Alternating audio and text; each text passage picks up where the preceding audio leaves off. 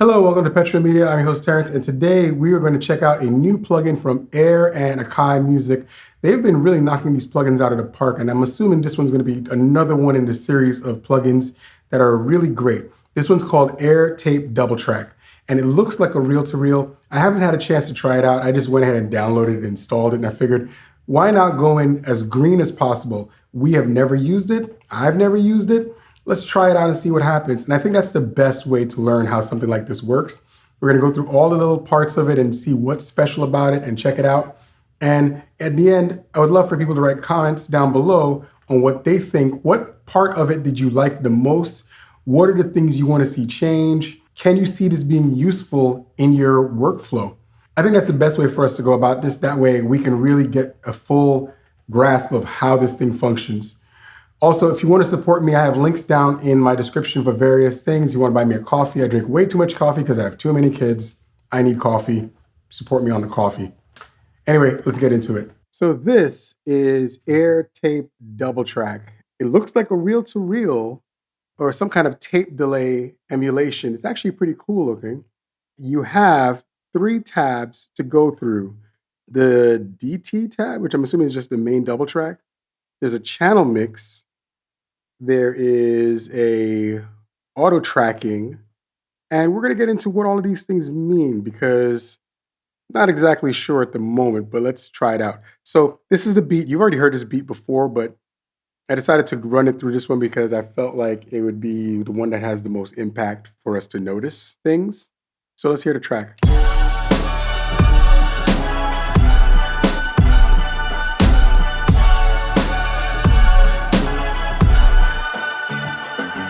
And if I'm correct, this is the hook for the beat. We're going to go back to the plugin and I'm going to turn it on. And now we're going to hear the difference with it on. And we'll start making adjustments and check it out.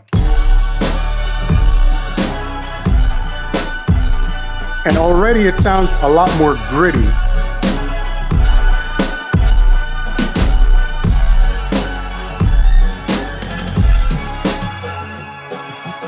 So that's interesting. So let's see, you have the Q links can control everything. You know that's how plugins tend to work with Akai.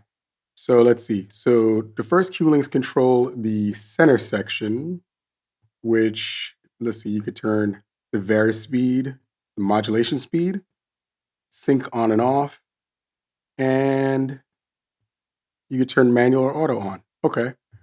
So that's that. And then there is the bottom section where you have the input gain, the output gain, and I don't know what the range is. We're going to figure out what the range is. You can also set things left, right, or mono left and right. That's interesting. And then stereo for the source, and the monitor out could be mono or stereo.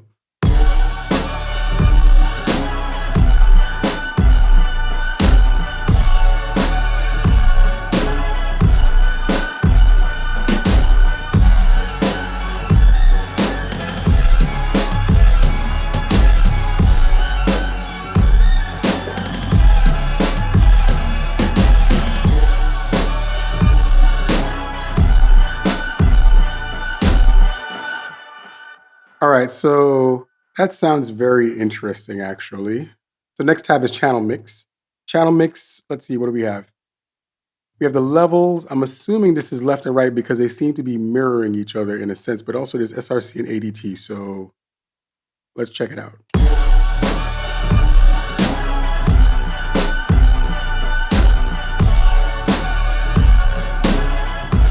Yeah.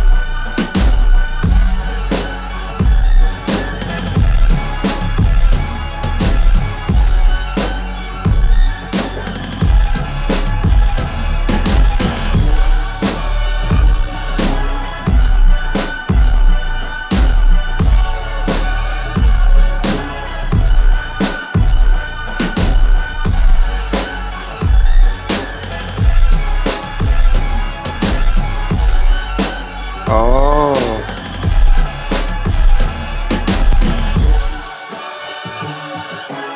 I just noticed something, but before we even get to that, let me just go through the other tab real quick, and then I'll come back to my thoughts on this. That is interesting. This is basically monoing the bass, the low end of it, and it's interesting. Hold on, let me try something.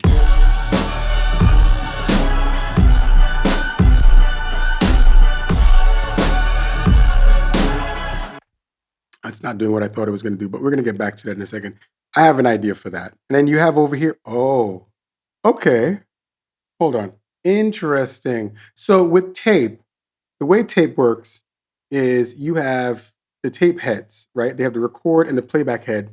And the record and playback head, let's say you're doing a stereo tape machine, you're gonna have four heads in a stereo tape machine, the two for record and the two for playback. And they're trailing each other. So you want them to be aligned, right? What this looks like it's doing is if it's in random, it's just all over the place. And that's going to be interesting. Um, you can also adjust the head position, and then you have the speed and the warping of the tape over here. And then you have sine waves for each types of tape. So, hmm, that's interesting. Let's hear it.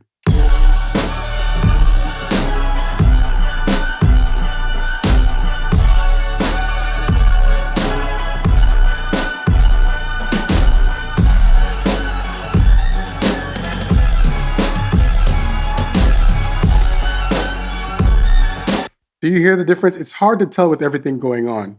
It's all synced up, but when I hit randomize heads, then you hear it kind of float all over the place.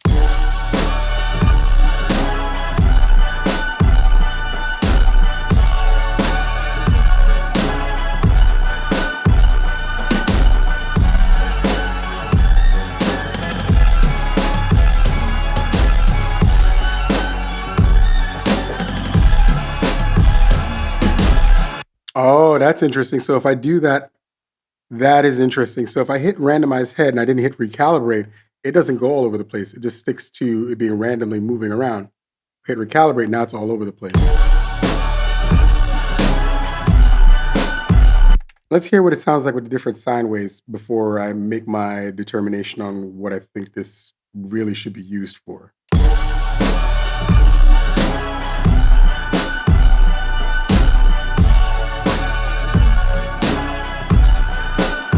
Yeah, I'm not hearing any difference.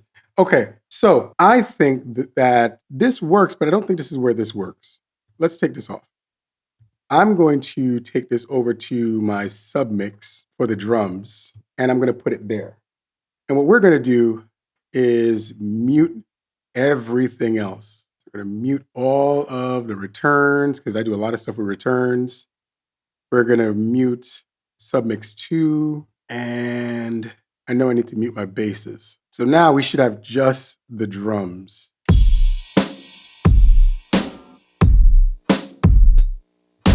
All right, so let's start at the beginning. So I'm going to try this because this is the source and this is the output, right?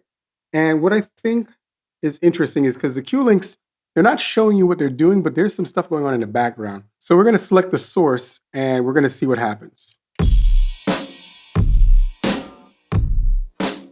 Oh.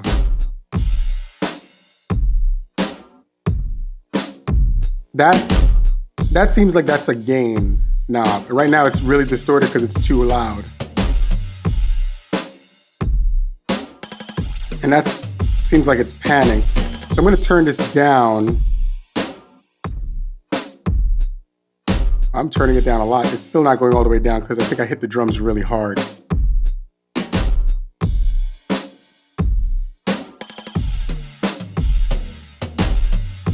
Okay. So what is this? That seems like drive.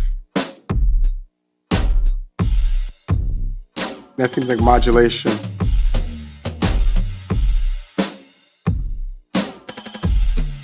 That is interesting.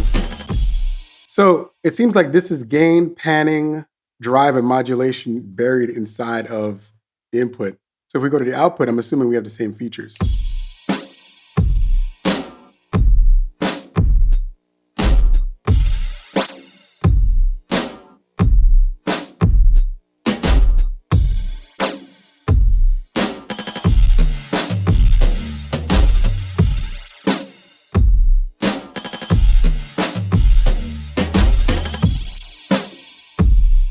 So it's interesting. You have a lot of gain staging going on. You have your input gain, your output gain. You have the input gain on the source. You have the output gain on the output here. Mind you, it seems like the information comes in through here, goes that way, and then goes through all the settings and then to the out. And you still have the varispeed, which we haven't messed with in this scenario.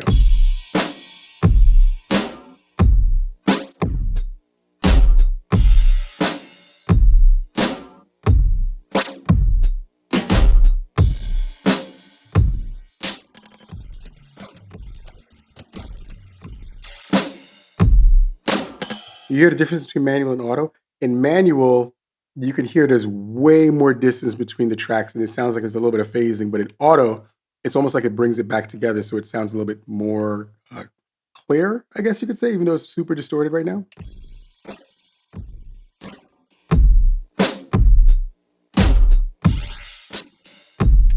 Because what's happening is you're hearing the phasing between all of the low end frequencies because they're out of alignment and it just knocks out a lot of the low end definition. And I'm assuming sync will help with that as well. So we're going to turn that on and off and see how it sounds.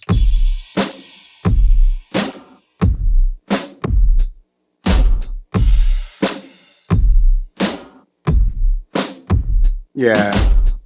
Then you got the range. Let's see.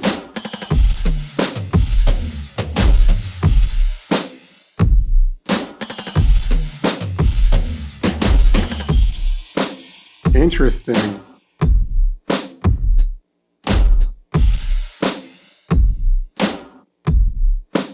Oh, wow.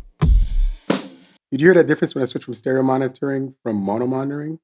In mono monitoring, it's literally right and left separate versus stereo, it's combined. And a lot of stuff got lost in that mix when we did that. I'm curious if we turn on stereo source, if it comes back. No. So maybe let's try it the other way.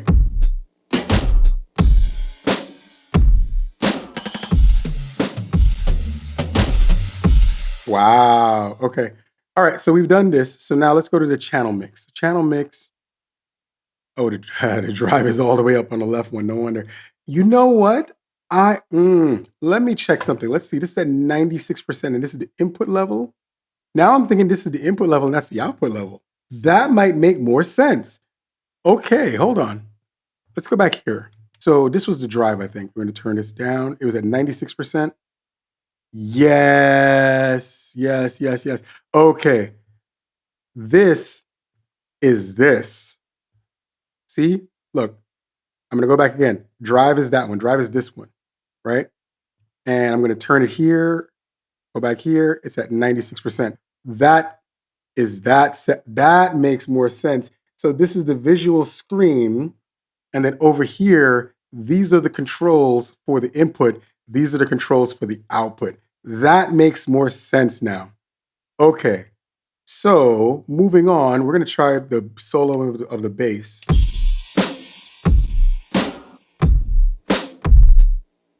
Ooh, Jesus.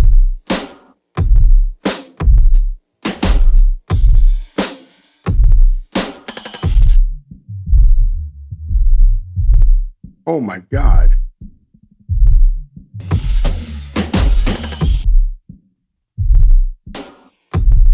Oh my God. I need to save this as a setting. As ridiculous as it sounds, I am saving that as a setting. Hold on a second.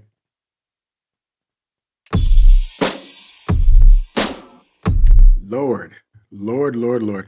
Okay, so monitoring the lower frequencies is an interesting thing because it allows basically your left and right speakers to play the exact same wave at the same time. This is carving that out. So if we put this on mono and turn this all the way down to 20 hertz, we're gonna go up slowly.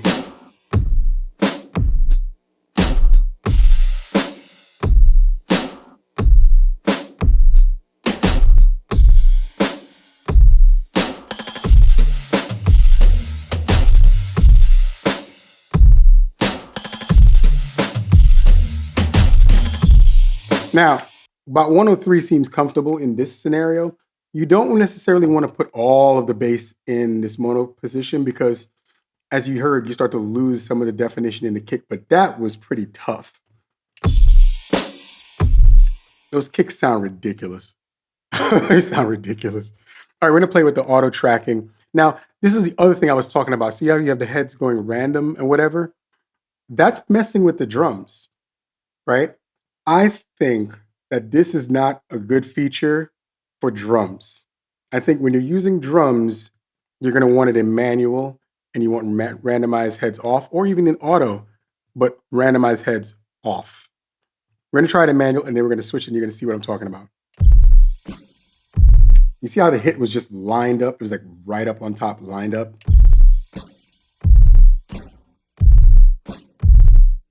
We're gonna put in auto. I'm gonna hit random. And now we're gonna recalibrate so that it can go crazy.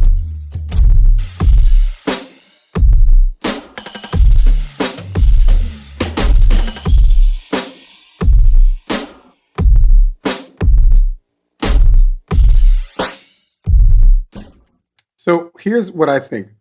I would use this for the drums and snares. I would keep it in auto, recalibrate it for it to be lined up evenly so that the low end and the snare have that solid impact together.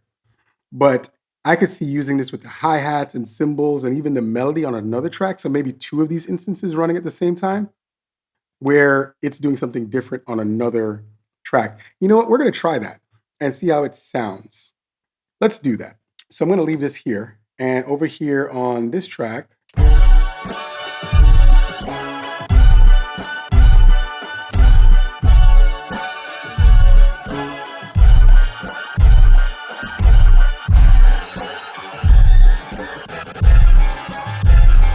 do you hear that? You see how like it's like all over the place? You have to fix the settings, of course. I'm assuming I'm going to have to do this in 1/4.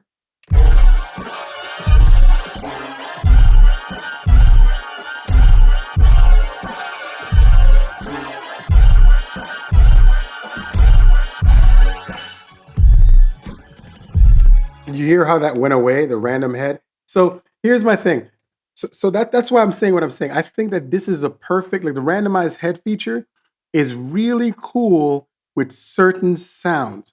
Even in this scenario, it doesn't sound right on the mix. Like I'm just gonna play the melody by itself. And we're gonna turn it back on.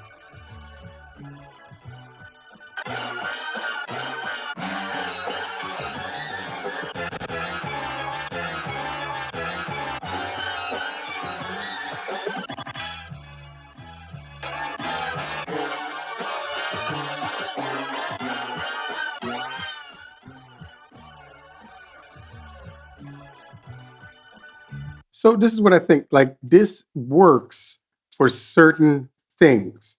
This is great as an accent piece, maybe as a return or even on the sub mix, but for certain things, or even possibly on an individual track for the random head scenario. But I don't think this works when you group everything together. And I definitely don't think the random heads works on drums. Here's what I think it could sound like together. So I'm gonna turn this off and I'm gonna put double track on.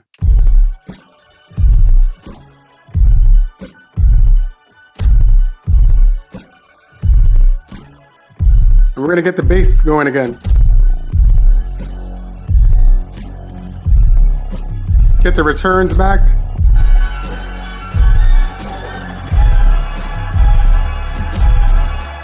And yes, on this return, I have 3 instances of Flavor Pro back to back with Spring Reverb. Y'all ain't ready for me to show you why that works, but like this is perfect.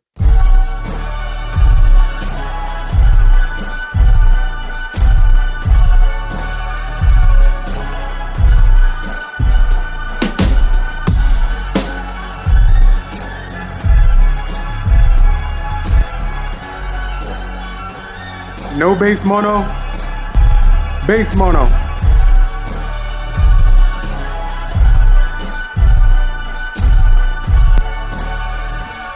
And here's another interesting thing you can try. So we're going to take this and we're going to do a send, and we're going to send this one to 3. And I'm going to do it all the way to unity because I'm going to turn it down on the effects for send 3. And we're going to bring it up slowly. And the reason for this is because I'm trying to sidechain this into the actual sound. And I'm going to put that Here Comes the Boom on for it. And we're going to see how this sounds. And I'm going to bring it up slowly.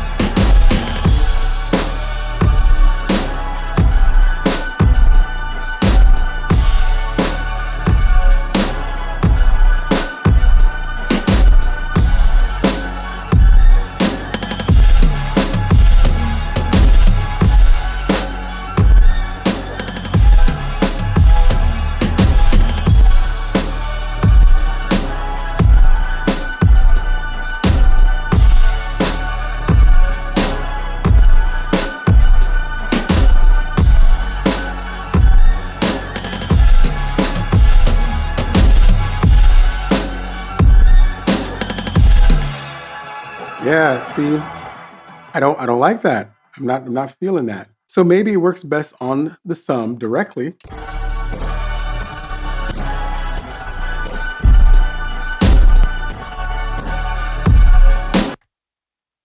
And not on the return, because right now it's muted.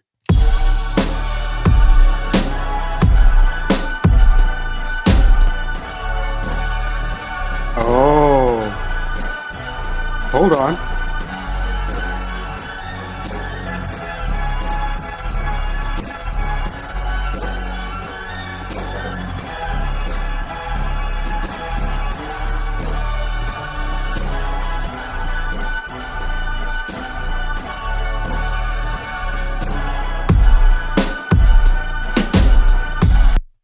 You see what I'm saying? Like you have to find the way this works for you. I didn't like it on the send. I think it sounds like it just washed out the bass for some strange reason. It could be because the bass is also being handled by the actual there's an actual bass on the track. And I do believe I have Mother Ducker on the basses. Yeah, I do. You know what? I'm gonna try something. I'm going to try one more thing. We're gonna turn double tap on, right? And we're gonna unmute this.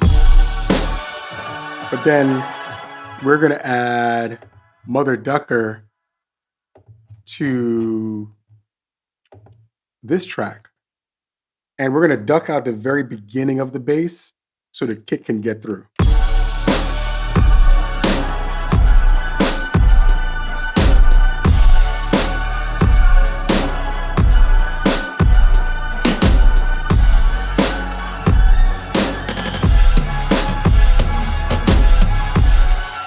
And I think we're gonna duck out the snare as well. I have multiple snares. Which one is the main one? Okay, so it's gonna be this one.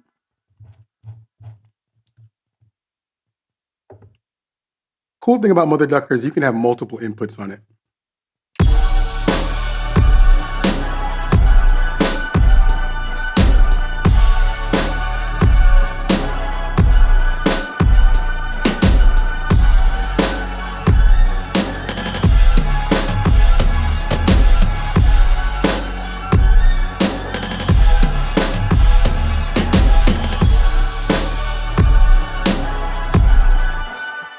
Let me know what you guys think. I think this is pretty cool. So from my experience with this plugin so far, I'm actually kind of enjoying it. It's interesting take on tape delay because you have a lot of options. You have the ability to affect the input modulation, drive, panning, the whole nine. And then you have the output section where you can also do some adjusting. You can adjust the level going in on the input, the output. You have a lot of gain staging just inside of the plugin itself. And that's important because although I was driving a lot of stuff in the red and it didn't sound bad, it could easily get out of hand if you're not paying attention to what you're doing. And the cool thing about this, again, because we're in the digital domain, this is what I talk about with the new machines.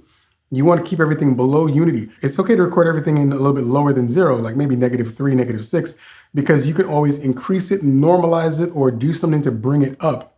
In this scenario, now that it's all in there in the digital domain, you can now manipulate it in there. And this is what that plugin is good at. You can add that harmonic distortion without it sounding crazy. You can affect which way it works. There's a sine wave feature, which I didn't try it out with after the melodic part because I kind of forgot about it, but you can change the sine wave. And I really think this is a drum bus monster. I think that this is what that is. You put it on the submix, you manipulate it in the submix. You can add more low end by separating the low end and making it mono using that feature on there. That's actually pretty cool. And you can add some other cool, and you can add some space in the track. I mean, it's interesting that you can pan it one way and adjust it, but then bring it back on the output back to stereo. So now even though there's a delay and it's a little off, it can be brought back together to give you a completely different sound. And as for the heads, the tape heads, the randomized head is going to take some getting used to. I think that you have to figure out which way it works for your mix, because I don't think this works on the whole track. I think if you put it on the whole track, you're going to want to lower it and it's going to defeat the purpose. I think that one tool is a very specialized tool. It's really cool for adding some space to your hi-hats, your space in your extra snare if you have more than one snare, or changing around the tonality of one of your sounds or two of your sounds or some of your submix sounds so that the main mix can stand and you have this other thing going on over here and over here, because the ear likes ear candy. So having all this stuff going on around it, even though the main course is right in the middle, you just like, I'm getting ready for these desserts. You know what I'm saying? I'm looking forward to these desserts because I'm eating the meal. The meal's great, but no, the dessert looks good too. Like, this creates a huge sonic palette, and I can see how this is beneficial. Great job, Air. Great job, Akai. And I'm looking forward to using this more often. I think I really am going to put it on the submix more than anything else. I did not like it on the return, but also I was using it in a very drastic manner. I'd have to, again, change the settings. And I think with the drums itself, you don't really want to use it on randomized heads because you want your drums to hit at the same time. Yeah, it's probably better to leave it on manual, because even when I had it on manual and it was matching and I left it on auto and it was up and down like this, it was still all over the place. It just didn't sound right. So on drums, heads not moving. On everything else, sure, heads can be all over the place and it can work. So that's my 2 cents on that. I think this is a win. I like this plugin. I'm happy I got it. And I hope you guys are enjoying it too. What are your thoughts? What do you think about it? Check it out.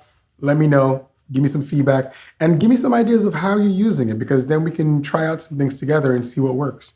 In any event, like, share, and subscribe, and join me next time.